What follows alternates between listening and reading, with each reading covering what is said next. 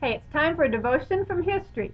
Back in 1828, the U.S. Congress designated Oklahoma as Indian Territory, but there was land left over, and in 1885, Oklahoma began to open up to white settlers and land rushes.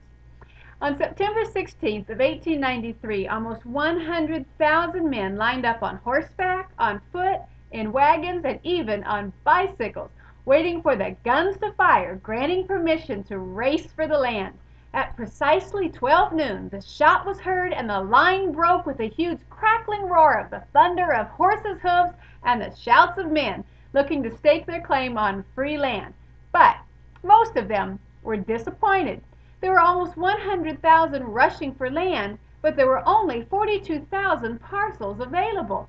On top of that disappointment, many of them found that the choicest plots had been claimed by Sooners, those who had snuck into the claim area before the start of the race, hiding in ditches and lying low until the rush began and then suddenly appearing to stake their claim. Some of the Sooners were captured and some of them were shot, but most of them stayed on their claim despite years of lawsuits and angry neighbors.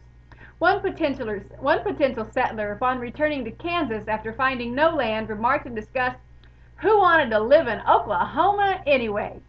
But in 1908, the University of Oklahoma named their football team the Sooners, after those settlers who decided to rush in just a little sooner than the rifle shots, and eventually Oklahoma became known as the Sooner State. The name Sooner has been redeemed by the people of Oklahoma, who now shout it with pride every football season. Maybe there's a name that you have been called that was meant as an insult. God has a way of redeeming our past history and removing the shame so that even the names from the past that brought us so much heartache can now be used with remembrance of what God has done in our lives today. I think that's part of what God likes to do in redeeming us. I'll see you tomorrow on Devotions from History.